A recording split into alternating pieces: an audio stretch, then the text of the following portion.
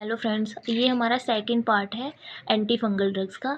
तो इसमें आते हैं हमारे पास systemic anti fungal drugs. Systemic anti fungal infection जो वो होती है जो हमारे ब्लड में हो जाती है। तो सबसे पहले हम पढ़ते हैं कि एक होती है, एक टाइप होगी सिस्टेमिक, सेकंड टाइप है इसकी लोकल फंगल इन्फेक्शन। लोकली में जो हम ड्रग्स देते हैं, ओरली देते हैं, वो उनका लोकल एक्शन होता है। इसमें सबसे पहले आती है ग्रीसियोफल्विन जो इनिबिट करती है माइटोटिक स्पिंडल की फॉर्मेशन को, फूड एब्जॉर्प्शन इंक्रीज करती है और डाइसल्फिराम लाइक रिएक्शन शो करती है। और ये फंगी स्टेटिक ड्रग है। इनको हम देते हैं 3 महीने के लिए।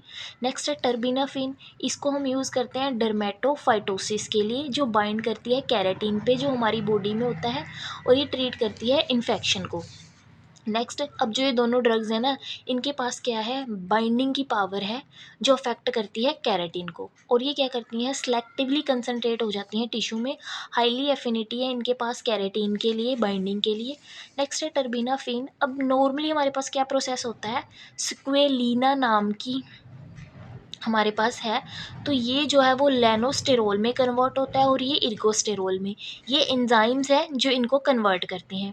तो अब जो टर्बिनाफिन ड्रग है ना, वो क्या करेगी, जो एंजाइम है सेक्वेलिन एपोक्सीडेज, उसको इनिबिट कर देगी। उससे क्या होएगा, स्क्वेलिन जो है लेंजोस्टेरोल में कन्वर्ट नहीं होएगा, मतलब स्क्वेलिन का लेवल इंक्रीज हो जाएगा।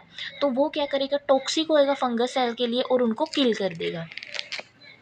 आगे हमारे पास है कि ये क्या है, बैक्टीरियल साइडल ड्रग है, क्योंकि रीज़न क्या है, एक्यूमुलेशन करती है सेक्वालिन की। हाईली एफिनिटी है कैरेटीन के अगेंस्ट, और ड्रग ऑफ चॉइस होती है डर्मेटोफाइटोसिस या टीनिया इन्फेक्शन के लिए। नेक्स्ट है सिस्टेमिक इन्फेक्शन, वो थी लोकल फंगल इन्फेक्शन। इसमें मेनली हम यूज़ करते हैं जो ब्लड इन्फेक्शन हुई है उसमें एम्फोटेरिसिन बी। तो फंगीसाइडल ड्रग है। मैकेनिज्म ऑफ एक्शन क्या है, इनिबिट करेगी सेल मेम्ब्रेन को, बाइंड करती है इर्गोस्टेरोल पे, और यहाँ पे क्या करती है, स्ट्रेच कर देती है पोर्स को, ये आर्टिफिशियल पोर्स बनाती है। और फिर क्या करती है, जो इर्गोस्टेरोल का इम्पोर्टेंट कंटेंट होता है ना, उसे उन पोर्स के थ्रू लीक कर देती है, जिससे सेल डेथ होती है।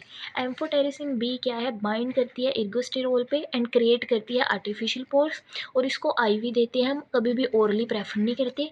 एम्फोटेरिसिन बी क्या है, एक वाइड स्पेक्ट्रम ड्रग है, और ये old type anti fungal drugs के लिए यूज़ की जाती है, और ये ड्रग ऑफ चॉइस रहती है सीरियस फंगस इन्फेक्शन के लिए। देन हमारे पास आती है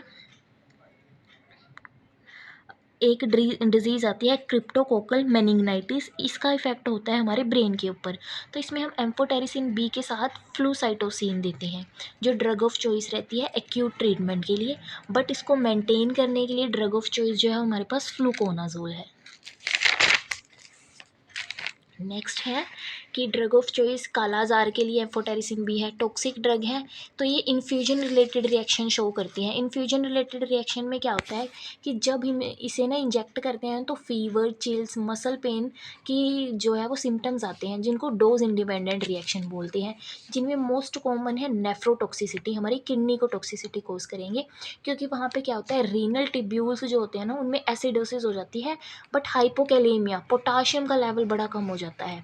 और अब जो नेफ्रोटॉक्सिसिटी है ना, ये एनीमिया कोस करती है, क्योंकि जो किडनी है वो नॉर्मली रिलीज कर दी थी एरिथ्रोपोइटिक केमिकल को, जो रिस्पॉन्सिबल थे आरबीसीज की ग्रोथ के लिए। बट एम्फोटेरिसिन बी ने नेफ्रोटॉक्सिसिटी कोस की और एनीमिया हो गया। अब हम इसको नेफ्रोटॉक्सिसिटी को कैसे हम हटा सकते हैं, तो हम क्या कर सकते हैं, एम्फोटेरिसिन जो बी है ना, उसकी लिपिड प्रेपरेशन करा सकते हैं। तो उसमें liposomal amphotericin B, lipid complex amphotericin B, colloidal dispersion amphotericin B आ सकती है, बट ये बहुत ही एक्सपेंसिव फॉर्म है। नेक्स्ट हमारे पास है अजोल्स, जिसमें आती है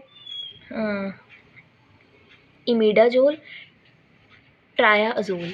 मैकेनिज्म ऑफ एक्शन क्या है, इनिबिट करती हैं L14 अल्फा डाईमिथाइलेज को, जिससे लेनोस्टेरोल का लेवल इंक्रीज हो जाता है। बट ये क्या है, टॉक्सिक नहीं है, ये एक स्टेटिक ड्रग है।